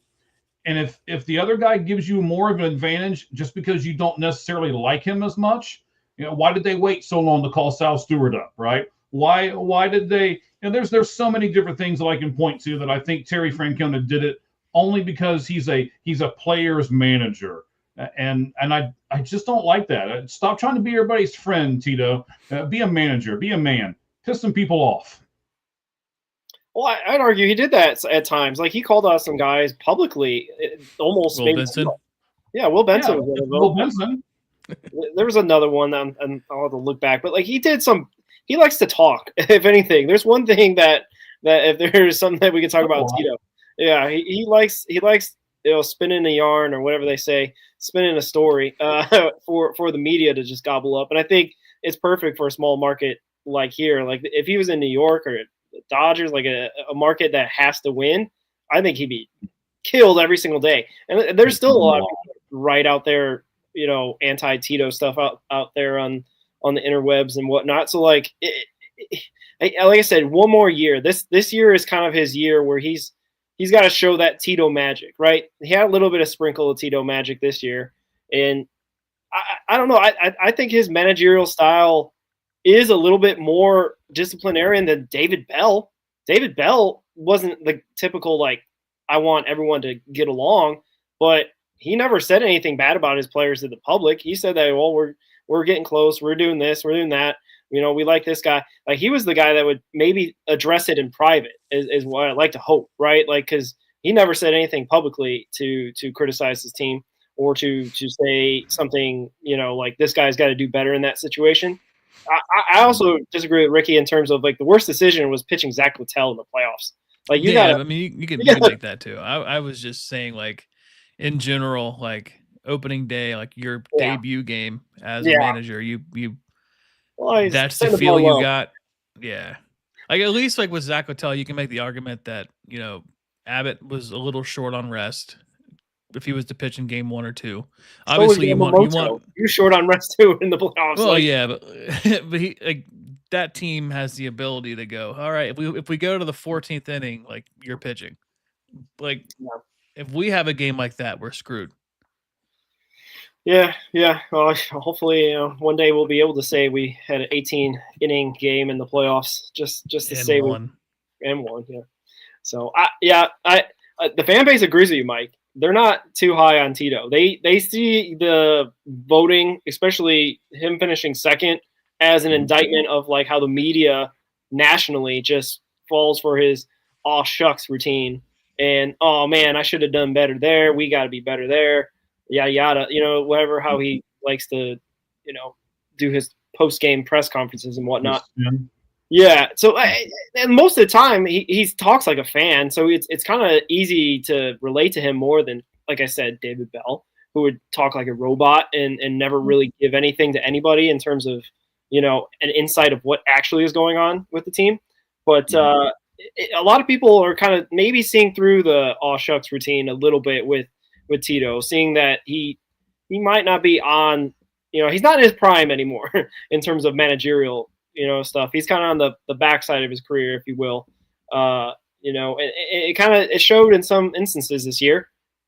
Like I said, this year it's got to be good. It can't be I'm still learning my players thing, like Ricky was saying. It still can't be I don't know what I'm working with in terms of like what I can expect out of these guys. He's got a year already of that, and obviously if they add some players, sure there'll be some betting in period for them, but not necessarily the guys that are going to be the core. Those guys he should know pretty well by now. Okay.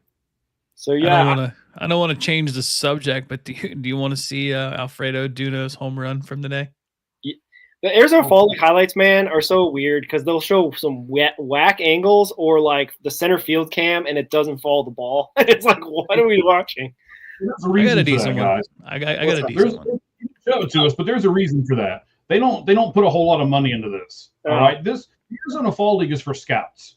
And when you guys go to a game, you guys will come out here and see it with us. That's for scouts. There's 50 people in the stands, and 30 of them are scouts. Maybe 35 of them are scouts. So that's what this league is for, basically, more than anything else. It's for the scouts to be able to. Oh, there's actually.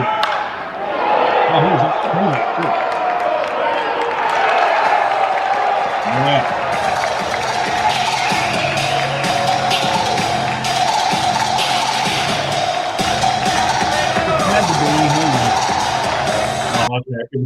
It looked like it was from Peoria Sports Complex, and they have a couple of these showcase stadiums out here. Salt River Field, which is where the Diamondbacks and the Rockies play. It's a new high-tech stadium, so it's got all the camera angles. That's where the championship game will be played. The one out in Mesa, where the Fall Stars game was, it has a little more fluff and flair to it. It's a 15,000 person stadium. The rest of them, there's not another one that's over 11. So I mean, there's some different nuances to it.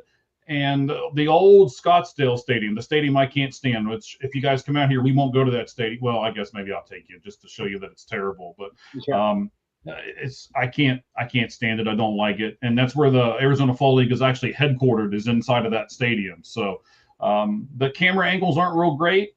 I have tried for 3 years now to be able to broadcast. I'm looking. Yeah, watch how far out he's foot down. Yeah, he is out in front of that pitch. Look at him. All right, you're hurting my eyes. Stop. Yeah, well,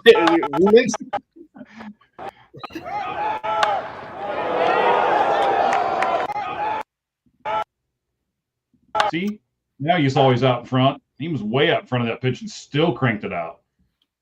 Yeah, he's a strong guy. The power he possesses is massive. He got a lot of swing and miss too. He walks a lot though. Right. So he's like Kyle Schwarber, but he's a lot cheaper. Hey, there you go. There's our Kyle Schwarber. He's signed already. Under We'll contract. see him in 3 years. Oh gosh. No, I don't think it'll take 3 years to get him here. I really don't. Well, he'll be in Dayton this year. Potentially gets called up to Chattanooga if he plays well. So we'll probably see him in AA/AAA next year. So yeah, it could be. I don't think so. I think he'll go right to Chattanooga this year. That's a possibility. He's on the fast track to get here. If they're going off of the last couple of bats he's had, yeah, he should be. But I don't know exactly what the organization thinks internally of a 19-year-old, if they're going to try to fast track him or not. But yeah, I know what the other players think of him in the fall league. They all love him to death. So yeah, Carrick says no way. No way what? No way what? We've talked about all kinds of stuff. Fast tracked. Oh. Yeah, Carrick also doesn't take. I think he's also saying that Collier probably we won't see him until 2027 as well. So he's kind of more conservative in terms of not rushing these guys through. But that's the thing with a lot of like the 2023 class. A lot of those guys got rushed through. Like Ricky's guy Marte, he should have been called up that year. So like I don't know. It's kind of a. We'll see what the organization needs, right? Because there's going to be situations where guys either get traded or maybe, they get DFA'd or they get, sent down in options and whatnot, and we need some bodies. Hopefully those bodies are ready to play Major League Baseball and not necessarily, get blown away and have their confidence kind of shattered. But, we'll see. That's why you play the game, right? You got to go out there and those guys, they want to be there, right? Like talking to even McChrystal, like he's ready to play for Tito. Like that was the one thing that I took away from the interview is that even though Tito might be this all shucks manager that kind of will tell you what you want to hear and may not be the truth, maybe it's spin. He at least motivates these guys because I think he said that he went there in spring training this past year and Tito was like hyping him up, getting him ready for the season. And McChrystal seems like a guy that could be really easily motivated because he seems like he's high energy and he wants to play hard and you can see that in his play. But like he wanted to run through a wall, he said, after talking to Tito. So there's that. I mean, if you can get guys all pulling on the same rope, as they say, that's a big portion of managing, I think, at least in today's game. Yeah, I used his quote in my article about Tito in the award voting. Getting the second place, yeah. Yeah, because wait a minute, where can they read that article at one more time? Where's that at? It is SI.com, Reds Talk on SI. Okay, got it. I just want. I'm gonna write that down. Okay. Derek is talking about McChrystal's probably on the path to get moved up quicker than Dano, which and Ricky was thinking, did we say it before the show? Like have them come up together just like a tandem and then we can have 7 or 8 catchers on the roster. Hey, to McChrystal's credit though, he's a pretty solid first baseman. Yeah. I should have asked him more about that because he played first base in college and in Daytona. Like he didn't play a lot of games. I think it was like 20 games he played in first base, and he had a 1,000 fielding percentage. Like he was pretty solid. And if Dano is called up to Dayton, he probably will play first base there as well because that's what happened in Daytona. He played first base a lot because he was splitting time with Dano. So like if they're kind of this tandem that kind of moving together at the same pace, so to speak, like it could be McChrystal's more looked at as a first baseman, which with Collier and South Stew and Steer, I guess we can't have enough first basemen as well. I don't know if you guys have looked at numbers. I'm a big numbers guy, right? Your interview that you did with the reliever from the Arizona Fall League is just a few ticks under 100 right now. So guys, let's get that over 100, right? That was a fantastic interview. You guys will really love the fact that he has to put one shoe on before the other one and stuff like that. So yeah. What was funny about that was we got almost the same answer from Ryan McChrystal. It was the left with the left, and you guys didn't pick up on it because I'm screaming at the when I was listening to it. I'm like, no, I think it was Roger that said all of them, The other guy said the exact same thing, and I'm like, no, Roger, it was opposite. It was opposite, man. What are you doing? And Yeah, Just because McChrystal's left-handed, it's the same like same concept. Okay. thought process. One shoe before the other, I guess. But yeah, you're right. It's yeah. Shout out to Trevor Kunsel. He's out there in Arizona. Hopefully he'll pitch today. Update: they're up 4-1 against the Scorpions, the Javelinas. So bottom of the fourth. So I know we're going to go back to this for just a second, but give me 30 seconds to tell you this. I don't like the new playoff format for the Arizona Fall League either. It used to be that only the top 4 teams, there was already a team eliminated and all that. Well, this year they didn't do that. They allowed everybody. It's like the participation trophy, right? Everybody gets to play in the playoffs. No, I don't like that, because you can have a team that's been terrible the entire regular season, and all of a sudden they get hot, and then they just run the gamut and get to the championship game. That means the regular season meant nothing. Those 30 games that they play before they get to the championship league. I don't like that concept at all. So that was another reason why I was a little disappointed with the league this year. Yeah, the Javelinas might be that team because Dano's getting hot right now. Back-to-back 3-run home runs, back-to-back games. So, like, hey, you know what? That's the other thing that McChrystal says. Like, it doesn't matter how you get the job done. You just get the job done. And that's what, like, Tito's message is for the most part as well. Like, 83 wins. You know what? The Cardinals won the World Series in 2006 with 83 wins. So, like, shout out to them for being – The D-backs got there with 84 in 2023. Yeah. So, like, you just got to get in to win, and you just got to have the right combination of guys get hot at the right time, because baseball is a kind of a difficult sport to win, because it could just – a ball could, kick off a guy's shoe, and then that ends up turning the game, and all of a sudden, you go from potentially winning a series to losing a series, or whatever it may be. Like, it's just random. The first time in a ballpark's history where a ball gets stuck underneath the outfield wall, maybe, or something like that, and all of a sudden, you can win a game, and it turns the whole series. Yeah, shout out to Blue Jays, man. They got they had 2 chances to win at home. That's all I got. That exact play happened for the Blue Jays in Cincinnati this year. I don't know if you remember when the Blue Jays were in town in September.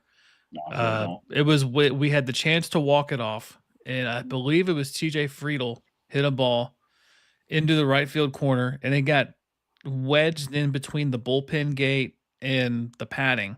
And the guy in the outfield grabbed it, threw it in, and then they went to replay, and replay overturned it and said that it should have been. I do remember that. That's right. They overturned it. The next batter was Marte, and he singled at the middle, and it didn't matter. We still won the game. But the fact is the Blue Jays effectively benefited from the same call. They still lost the game, but it was also a bases loaded situation. It was a difficult situation. But I wanted to get back. This is the last thing I wanted to talk about with Tito. This was the quote we got from Ryan. We asked him about Tito, and he said, "Yeah, I'm very, very, very excited for the future of the Reds organization." This is when we talked about him, like, will the Reds win in our lifetime? Which is a very fun question. You ask everybody that question. And he said, "Yeah, I'm very, very excited for the future of the Reds organization. I think just like the way Terry Francona is going about things and making everybody realize that, winning is very possible and we can win, like, as who we are. It doesn't matter how you get the job done as long as you get the job done." And I think, take away, maybe you can teach an old dog new tricks, and maybe he can get a little bit more involved with some analytical stuff. But, guys want to play for that kind of manager. And if you can get guys that want to play for them, you can get guys that can win games. And then that's how you become an effective manager. And that's just my opinion. You guys are doing really well right at the moment. I don't think it has anything to do with me, but, I don't know if you've looked at your stats, but you got quite a few people with you right now live. And this is a day where you guys don't usually do the podcast on this day, right? No. Yeah.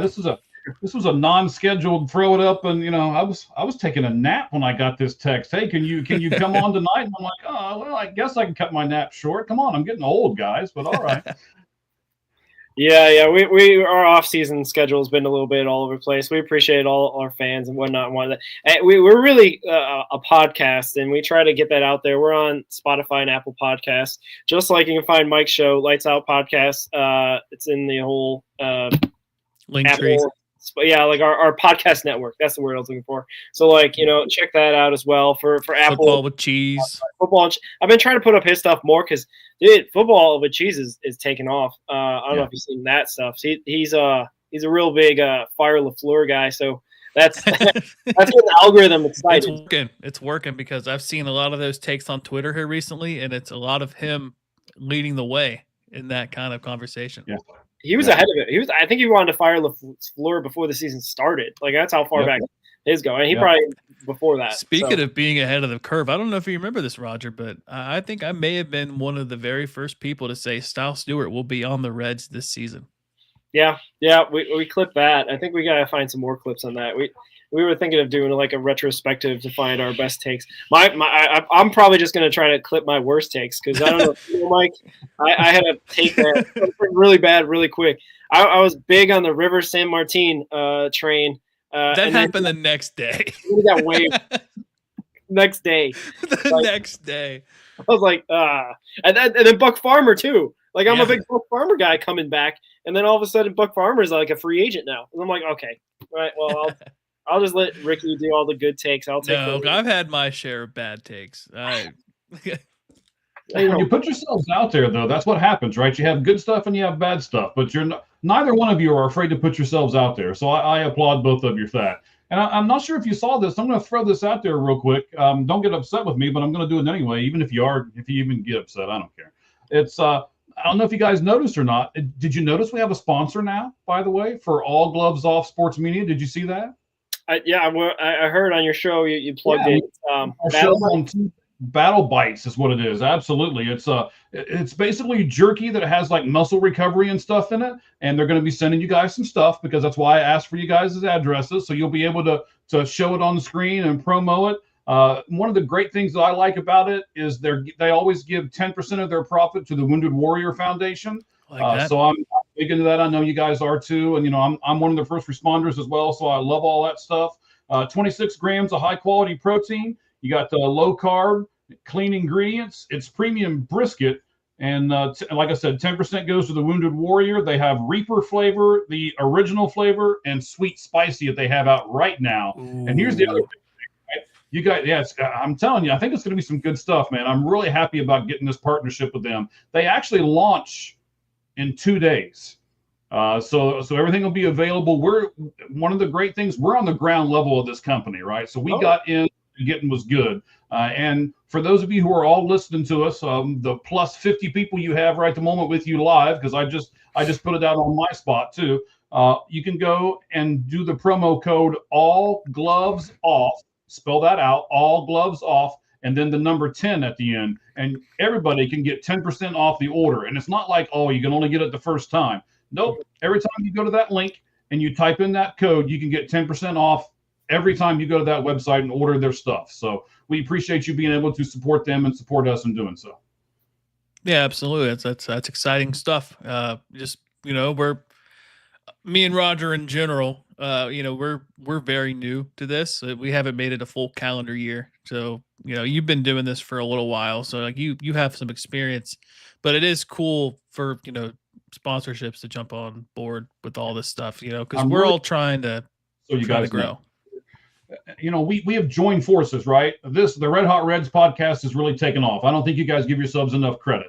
Our podcast has taken off as well. We've already talked about Cheese and his podcast taken off. So it's a lot better when you put three of them together and you can combine everything. It looks a lot better to prospective sponsors when you've got three things going on the same stuff and then they can get all of it sponsored. So for all of your fans out there, and I know there's tons of them, we're going to see this thing grow. And as it grows, we're going to get better stuff and we're going to add some more people to this. And it's all going to be great for you guys too, because everything that we do is going to have some kind of a discount to it for our fans. We're not just trying to get rich off of this, right? We're trying to help you guys out too. Yeah, and I'll have some cool graphics made up for all the stuff for it too. So I'll think of some cool stuff to make for it. Sounds good. Yeah, well, I don't know if you guys got any more hot takes in you for the 2026 Reds or this offseason or whatnot. Nick Lodolo gets traded this offseason. Okay, there we go, right off the bat. But yeah, I don't know. It could, as long as it's not Hunter Green, I guess. Then Brady Singer probably is more likely, but I think there's a chance that depending on who they could get in return, I think both could happen. Yeah. Like I said, as long as it's not Hunter Green and we're not having a Nico And trading. my only reasoning why, and I'll be quick on this, Yeah. is there are guys coming back from injury next season, and there are guys coming up this season and potentially the year after. So we're going to see Brandon Williamson come back at some point. We're going to see Julian Aguilar come back at some point. He could be back this season. Yeah. Early on, he could be a spring training candidate. I did see that Brandon Williamson did kind of have a setback towards the end of the season. So I don't know if he needed another surgery or if he's just kind of like shut down. But Rhett Lauder is coming back. Chase Burns is going to have a longer leash. Like there's pitchers in the organization that could do effectively what at least Lodolo does. For Singer, it's a little bit harder for me just because he did come in and was the most reliable pitcher in the organization. He pitched every fifth game. But I could see one of those guys, if not both, being moved. And we do have breaking news. Duno did it again. This guy, 5 RBIs, 2 home runs, 5 RBIs, 6-1 Javelinas. Oh my goodness. Put him in So Louisville. it's Duno against the other team, just kind of all by himself. Yes, he's doing all the damage for sure. And Why are you doing? Just walk him. I would. I'd be like this. No, 4. Ain't gone. Go. Yeah, I don't know. That's my final hot take of the show. It's those guys at some point. So where's he going? Where is and the reason why I think he's going to get traded is because of who his agent is. The Reds don't seem to get along with super agent. Is that Lodolo and Scott Boras? Yes. Yeah, that's the biggest reason. He probably goes to a decent team. I don't think he goes to like a New York or a Dodgers situation. There was some trade talks during the trade deadline where I think the Athletics were involved, and I think Brent Rooker was discussed. I don't know if it was discussed like officially, but I think there was some speculation that Rooker would be one of the guys that they would target in a Lodolo trade. But they're also going to want prospects, and I don't blame them. Singer probably doesn't get a very high return. Yeah, like Singer probably gets like some low level, like 18 or 19-year-old prospect kind of guys, unless you get the same kind of trade that we had for him, which was like the India for him, basically straight up, where you give somebody away who is in the final year of their contract and you get somebody back, and basically you flip it in the opposite direction. You get a hitter for a pitcher, but I don't think you get the kind of. You're probably going to get a better return than the Royals got, in my opinion. Like I don't. Like, obviously, we saw how India was last year. I think you get a better hitter than India for Singer, but who knows? I mean, I could be wrong, and they could be on the Reds' playoff roster. Yeah, I like the Lodolo take though. I can honestly see that happening. Yeah, and he's always got some sort of nagging injury that keeps him out from time to time, so you wouldn't miss that as well. But other than that, I don't know. You guys got anything else? Any other takes out there? I got some more, but I'll save them for another show. I think I'll sit out this round because I'm a little bit not been on a hot streak myself in terms of putting stuff out there. If you want an extremely hot take that I just don't see likely, but I just want to say it, is CES doesn't make the Reds roster at all this year. Yeah, he's in a bad spot right now.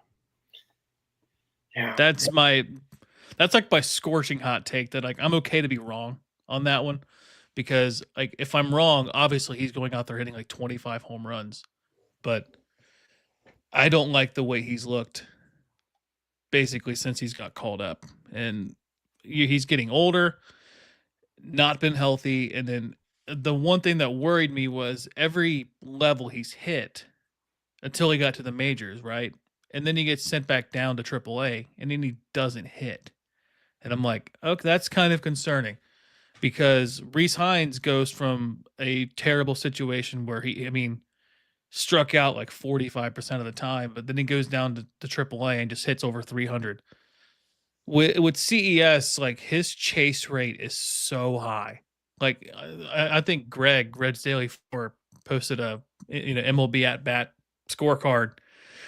He swung at a ball at his eyes, like it was like here, and obviously he hit a grand slam the next pitch. But it's like you can't be a successful major league hitter if you're hitting 10 home runs a season, but you're chasing at like a 70% clip. Like it's just not. And if he doesn't go into spring training and hit like 6 home runs, like I don't think he sniffs the Reds roster. No, he's at a spot where he can play first and third. Both those spots are abundant.